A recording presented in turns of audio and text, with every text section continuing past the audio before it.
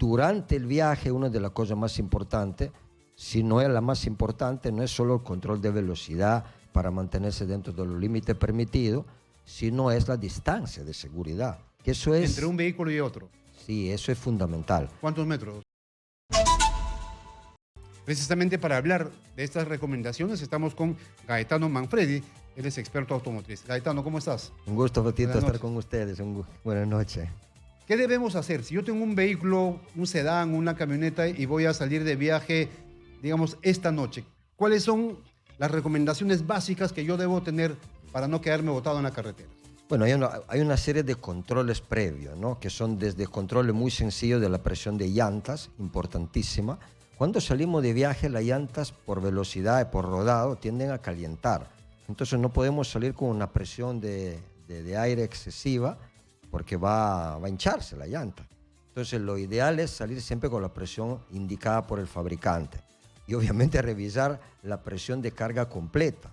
Una cosa es la presión cuando el vehículo está con una persona, otra cosa es la carga completa.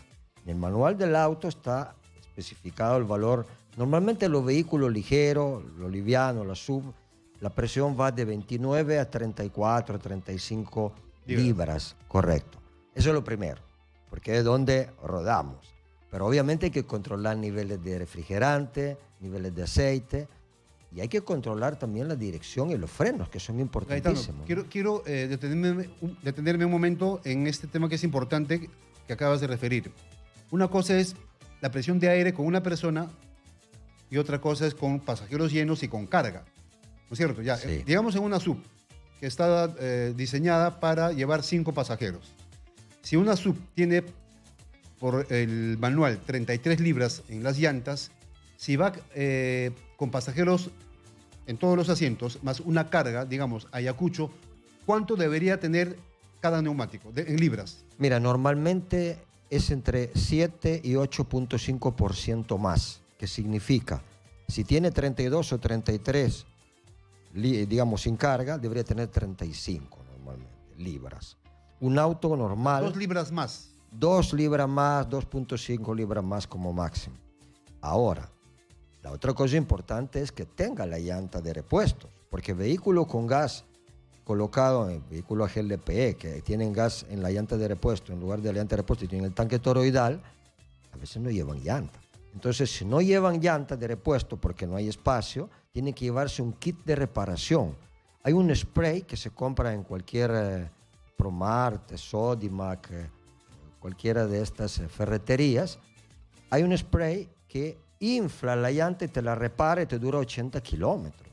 Y puede caminar a 80 kilómetros por hora. Es un spray especial, tiene una crema que tapa los huecos. Obviamente esto es para un clavo, no es para un corte lateral de la llanta donde hay una rotura. De llanta, ¿no? Correcto, así es. Pero digamos, sí hay formas de andar más seguro desde el punto de vista de la llanta, que son importantísimas, ¿no? ¿Y cómo saber si la cocada de mis neumáticos están todavía óptimos para realizar un viaje largo? ¿Cuántos milímetros o qué cantidad deberían tener la cocada para no tener problemas o quedarme botado en la calle? Mira, muchas personas piensan que los neumáticos tienen que llegar pelados, pero en realidad no es así. Porque los neumáticos pierden su capacidad de grip, o sea, de agarre, cuando ya tienen menos de 2 milímetros de cocada. A menos de 2 milímetros y medio de cocada comienzan a perder eficiencia. Entonces lo que se hace normalmente se rotan los neumáticos. Entre los neumáticos de, digamos, la parte trasera que no tiene tracción hacia la parte delantera, para que los neumáticos en mejores condiciones siempre estén en la parte de tracción. Si el vehículo es 4x2, los neumáticos mejores tienen que estar en la parte de tracción, sea ella delantero o posterior, como regla normalmente. Una cosa importantísima además son los frenos, como comprenderán, ¿no?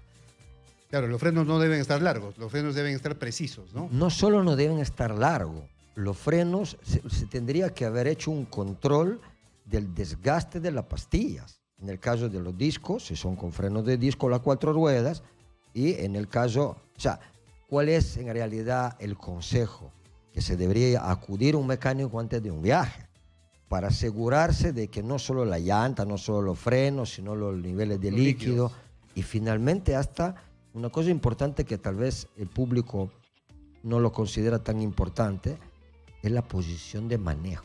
Parece una estupidez, pero la ergonomía, la posición de manejo en un viaje largo puede cansar mucho.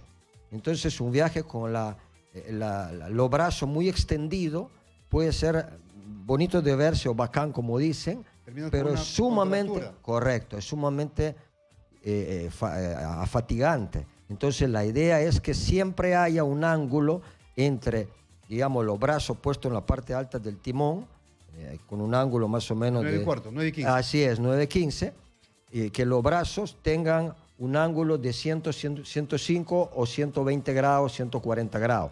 No menos de eso. No, nunca deben estar rectos. ¿Por qué? Si están rectos, yo tengo que hacer una desviación inmediata. Es mucho más correcto. No tengo cómo mover el brazo fácilmente, mientras que si lo tengo con un cierto ángulo, puedo reaccionar instantáneamente. Porque el timón está pues en diagonal, ¿no? Correcto. No está en, digamos, de manera frontal. Lo que acabo de decir, otra cosa bien importante. He observado que muchos conductores manejan con el timón con un ángulo muy arriba, o sea, está con el timón hacia la guantera, y no saben o no utilizan el, digamos, regulador de altura del timón. Y de profundidad. Es súper importante. Si una persona es grande o chica, no es importante que sea grande o chica, pero normalmente lo ideal es tener un ángulo del timón respecto a mi manejo que va alrededor de 35-40 grados. Si es más, es como manejar un camión y tengo menos capacidad de reacción durante una maniobra de emergencia. Y hay que tener buena vista también del tablero. Correcto, no puede siempre. El timón taparte, ¿no? Porque no sabes si algún sensor te va a dar una alerta. Así es. Y obviamente eso es previo al viaje.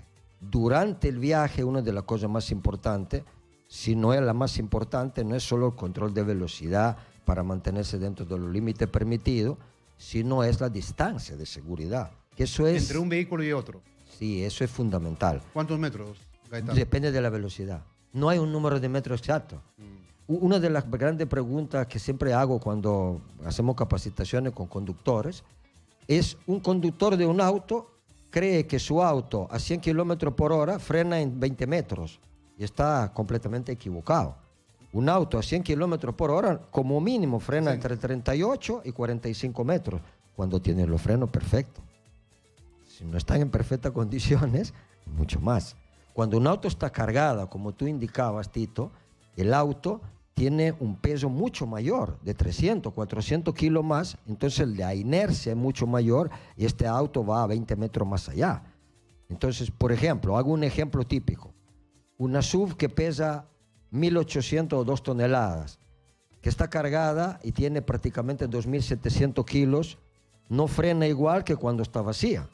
Si estoy a 90 kilómetros por hora o 100 kilómetros por hora en la carretera, que es la velocidad máxima de Perú, ¿cuál es la distancia ideal del auto adelante? Mínimo 45-50 metros. Menos de eso, no puedo frenar y le voy encima, de toda manera. No tengo cómo. Ni con el mejor auto, ni con los autos deportivos, no hay forma. ¿Por qué? Porque hay un espacio vital entre el momento en que detecto la emergencia, o sea, entre el momento que veo que el auto se ha parado adelante y yo reacciono, pasan 3-4 décimas de segundo. Piso el freno, pasan otras 2 décimas para que el freno entre. Ya avancé muchísimo espacio y encima todavía tiene que detenerse el vehículo. Todas estas consideraciones habría que enseñarlas a los conductores y lamentablemente veo que en las escuelas de conducción y sobre todo en los exámenes no hay preguntas sobre la distancia de seguridad, que probablemente es uno de los argumentos más importantes, Tito, para mantener la seguridad activa y dinámica de los vehículos. Y lo más grave es que esto se refleja pues en conductores de buses, de camiones, de vehículos pesados que no lo respetan.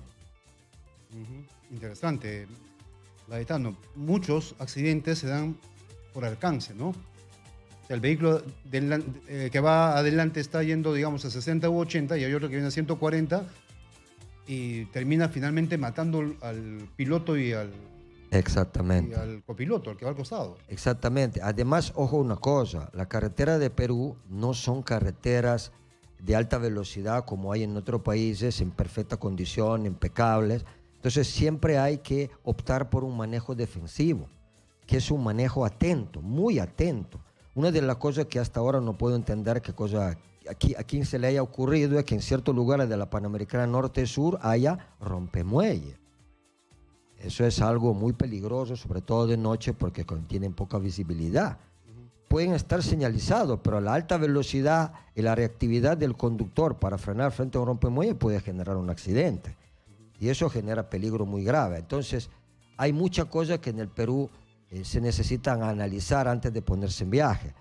Uno, la experiencia de manejo. Dos, la vista. Otra cosa que yo no dije, la vista. Hay personas que tienen 20/20.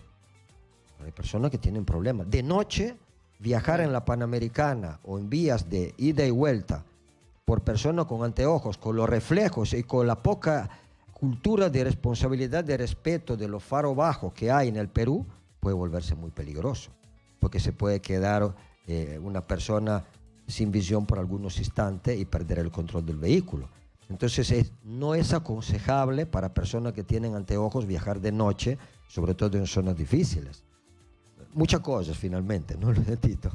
Gaetano, señores, son las 6 de la tarde con 47 minutos, 6 con 47, y Yajaira Pacheco, nuestra reportera, regalona, está con el gorrito de Navidad, está bien regalona porque está esperando la llegada de los primeros 20 taxistas. Me dicen que ya hay como 10 taxistas, pero yo les doy el dato.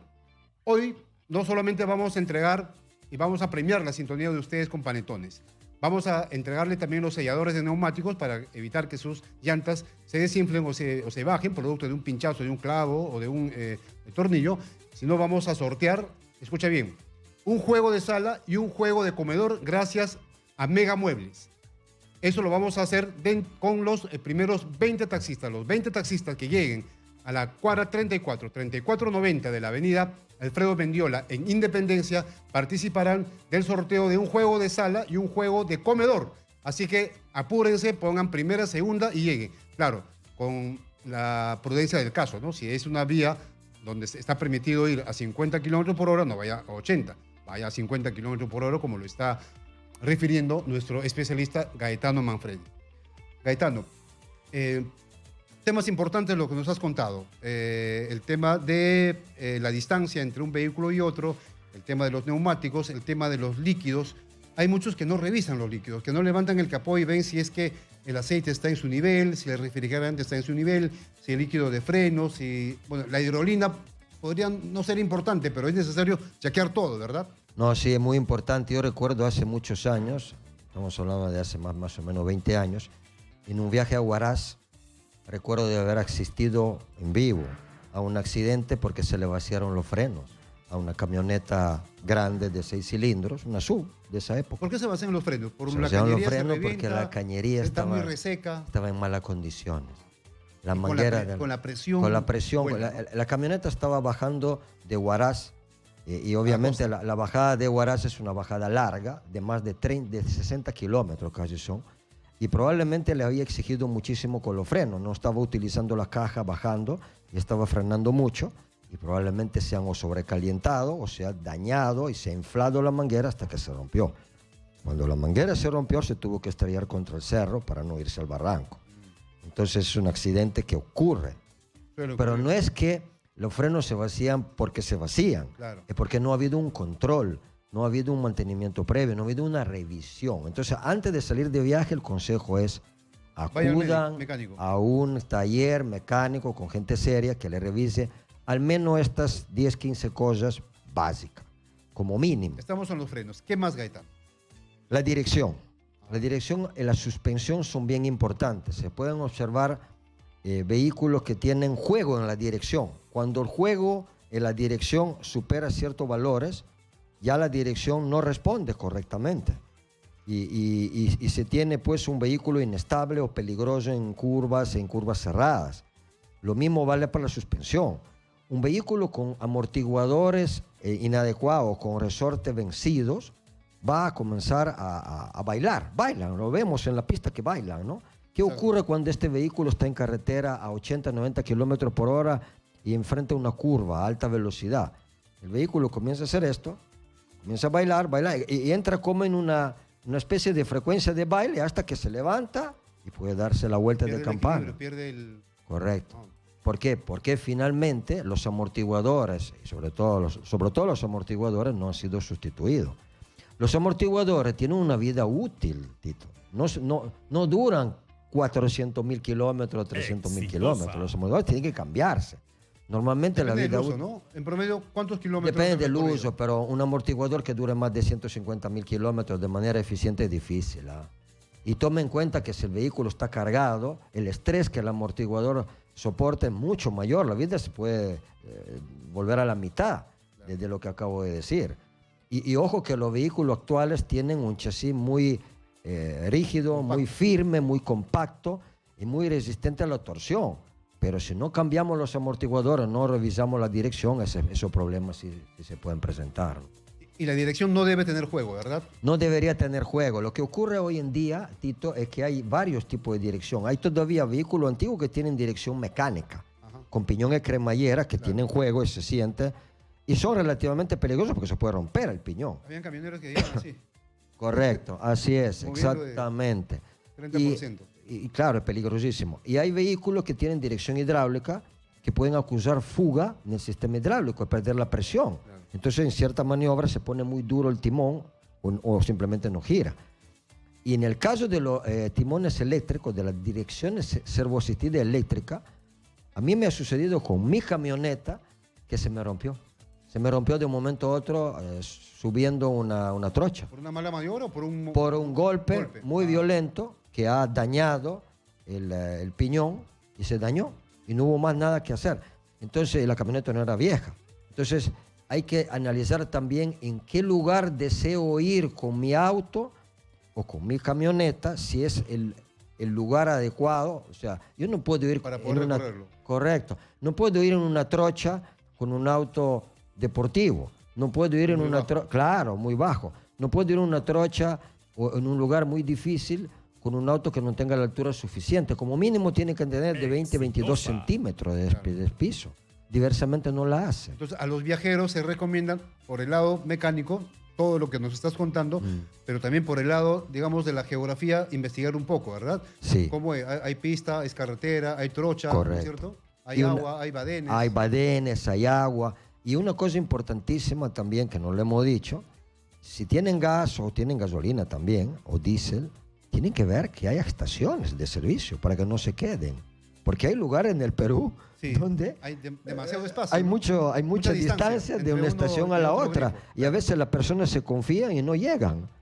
Y después están con su, exactamente. Con su galonero, con su bolsita. Exactamente. Entonces, todas estas recomendaciones hoy en día es muy fácil porque tenemos en el celular aplicativos, tenemos toda la información.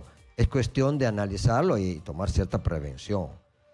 Puede volverse un viaje peligroso, un Lima-Ica o un Lima, no lo sé, Huacho o Armey también, en la medida de que no tengamos el vehículo en condiciones adecuadas. Eso es súper importante, ¿no? Ahora, ¿cuál es el siguiente tip, la siguiente recomendación? Ya hemos dado varias. Bueno, hay una recomendación. Por los fluidos, ahora, la dirección, la suspensión. Hemos hablado del vehículo. Exacto. Ahora hablamos del conductor. A ver. Y acá hay un tema mucho más profundo. ¿Qué característica, qué requisito físico debe tener el conductor? Si es un viaje largo, debe ser una persona que haya ingerido, o sea, que haya comido liviano, ligero. No carbohidratos. No carbohidratos, no azúcares, no gaseosa, nada de todo eso. ¿Por qué? Porque ese tipo de alimento genera sueño, causa somnolencia.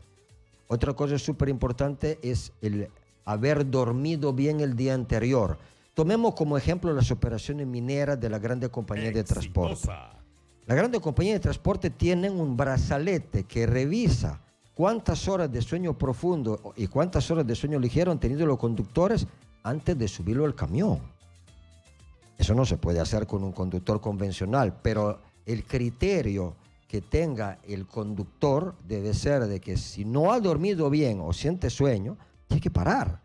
O sea, un conductor pasan 2-3 horas, tiene que parar, porque si no es un conductor profesional, es difícil que pueda conducir más de 3 horas en perfecta concentración.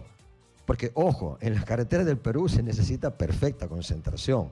No, por la imprudencia de muchos Por la conductores, imprudencia, ¿no? y por el estado de las carreteras. Bueno, el estado está como que conservado, ¿no? Bueno, está Me refiero a la conservado. Panamericana Norte y Sur. Sí, pero ojo que cuando nos metemos en la Exacto. sierra o en la selva, Hay la cosa trochas. cambia. Así es. Tienes razón. Y hay otro tema que es súper importante, que es el tema de la vista.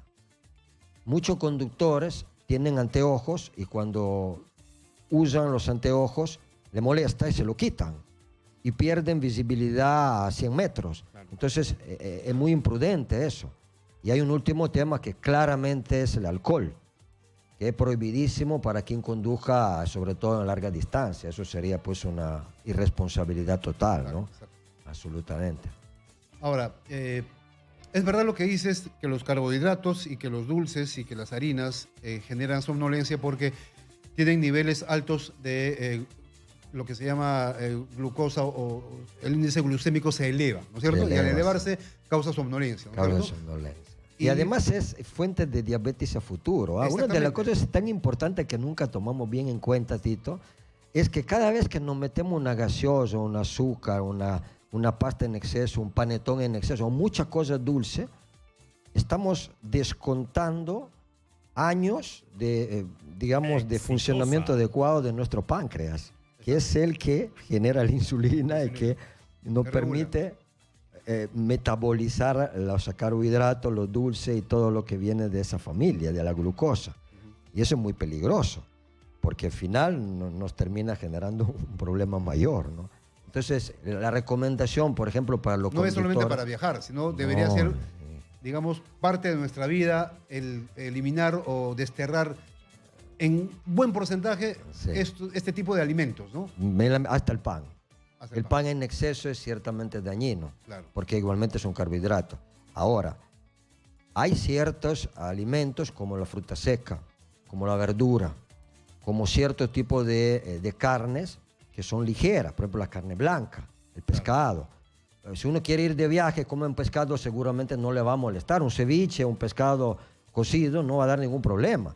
Pero si yo quiero comer una carne roja a la parrilla y ponerme a viajar, probablemente estoy haciendo una imprudencia, porque a la hora y media, puede que me dé sueño. Y si tomo algunos vasos de vino, estoy haciendo una grave imprudencia, claramente. Además, porque a veces también el sonido de los motores genera somnolencia, ¿no? Somnolencia, sobre todo porque genera pues esta situación de continuidad Claro. es como una especie de, ¿no?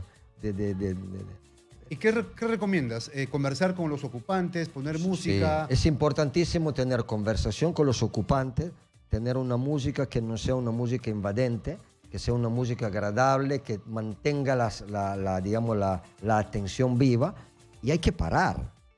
Cada 2 ¿Cada horas cuántos y media, kilómetros? 3 horas, hay que parar, Tito. No se debe pensar de que uno es un conductor que maneja 10 horas, Claro. 8 horas. No funciona. Hay que parar, Para estirar las piernas. estirar la tomar aire. pierna, hacer algunos estiramientos, desestresar, descontracturar. Por Exitosa. supuesto. Ok, muy bien. Muy bien, Gaetano. Ha sido Gaetano Manfredi.